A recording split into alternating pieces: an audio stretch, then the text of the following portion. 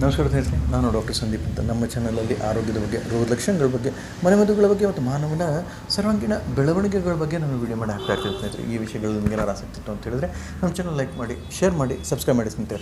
So ಈಗ monkey ಪಾಕ್ಸ್ನ ಒಂದು ಪ್ರಚಾರ ಬಹಳಷ್ಟು ಆಗ್ತಾಯಿದೆ. ಈಗ ಟಿ ವಿ ಮಾಧ್ಯಮ ಆಯಿತು ಅಥವಾ ಸೋಷಿಯಲ್ ಮೀಡಿಯಾ ಆಯಿತು, ಯಾವುದೇ ಒಂದು ಮಾಧ್ಯಮಗಳಲ್ಲಿ ಈ ಮಂಕಿ ಪಾಕ್ಸ್ನ ಬಗ್ಗಿನ ಬಹಳಷ್ಟು ಪ್ರಚಾರ ನೀವು ನೋಡ್ತಾ ಇರ್ತೀರಿ.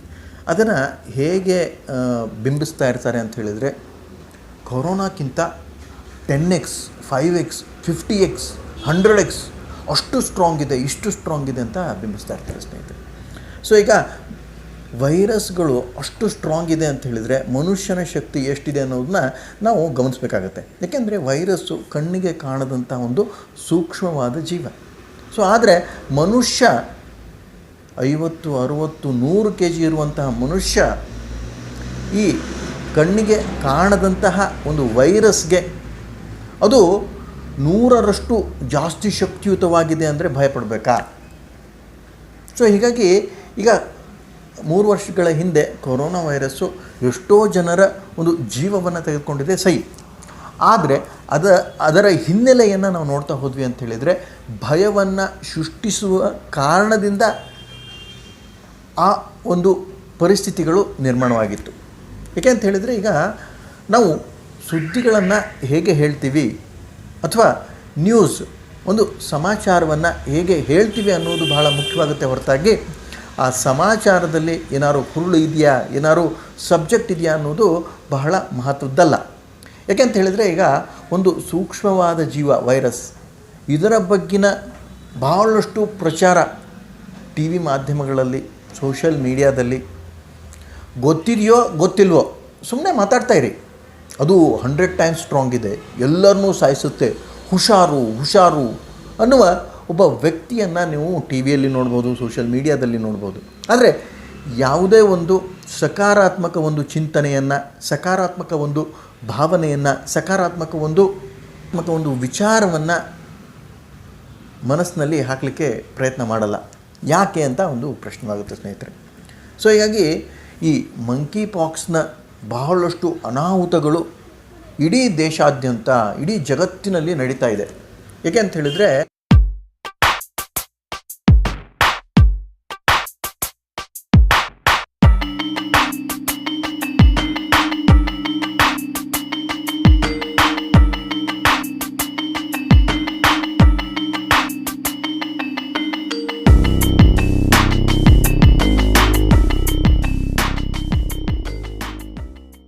ಆಫ್ರಿಕಾ ಖಂಡದಲ್ಲಿ ಬಹಳಷ್ಟು ದೇಶಗಳಲ್ಲಿ ಮಂಕಿ ಪಾಕ್ಸ್ ಬಹಳಷ್ಟು ವೇಗವಾಗಿ ಅದರ ಒಂದು ಪ್ರಭಾವವನ್ನು ಬೀರಿ ಜನರ ಒಂದು ರೋಗದ ಒಂದು ಸ್ತರವನ್ನು ಹೆಚ್ಚಿಸಿದೆ.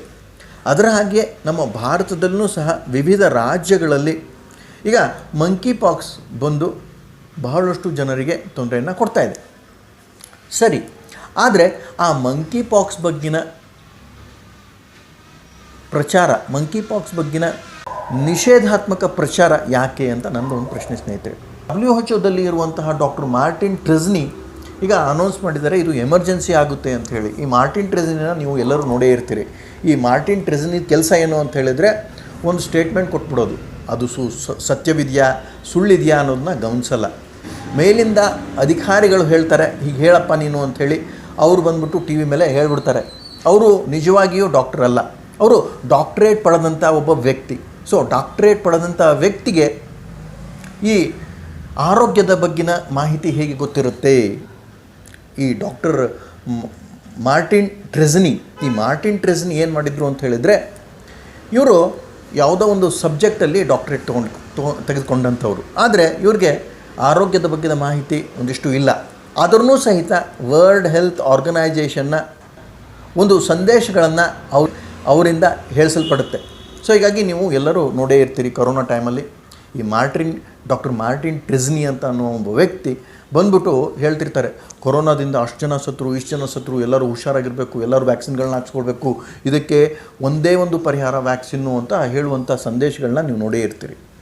ಸೊ ಅದರ ಹಾಗೆಯೇ ಗಿಣಿಪಾಠವನ್ನು ಮಾಡಿ ಸೋಷಿಯಲ್ ಮೀಡಿಯಾದಲ್ಲಿ ಇರ್ತಕ್ಕಂಥ ಜನರು ಮತ್ತು ಡಾಕ್ಟರ್ ಅನಿಸಿಕೊಂಡಂತಹ ಒಂದಿಷ್ಟು ಜನರು ಮತ್ತು ಈ ಮೀಡಿಯಾದಲ್ಲಿ ಇರ್ತಕ್ಕಂಥ ಒಂದಿಷ್ಟು ಜನರು ಅಪಪ್ರಚಾರವನ್ನು ಮಾಡಿ ಈ ಮಂಕಿ ಪಾಕ್ಸನ್ನು ಎಮರ್ಜೆನ್ಸಿ ಅಂತ ಮಾಡಿ ನಮ್ಮ ಒಂದು ದಿನನಿತ್ಯದ ಒಂದು ಕೆಲಸಗಳಲ್ಲಿ ಅಡಚಣೆ ಪಡಿಸುವಂತಹ ಸಾಧ್ಯತೆಗಳು ಜಾಸ್ತಿ ಇದೆ ಅಂತ ನನಗೆ ತಿಳಿಸ್ತಾ ಇದ್ದೀನಿ ಸ್ನೇಹಿತರೆ.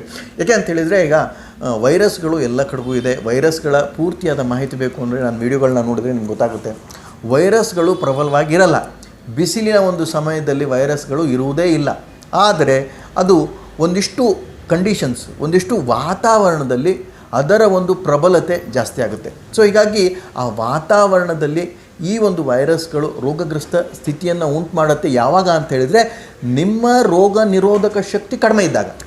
ಆದರೆ ಈ ಒಂದು ವಿಷಯವನ್ನು ಮುಚ್ಚಿಟ್ಟು ನೀವು ರೋಗ ನಿರೋಧಕ ಶಕ್ತಿಯನ್ನು ಹೇಗೆ ಹೆಚ್ಚು ಮಾಡಬೇಕು ಅನ್ನೋ ಪ್ರಚಾರ ಮಾಡಲ್ಲ.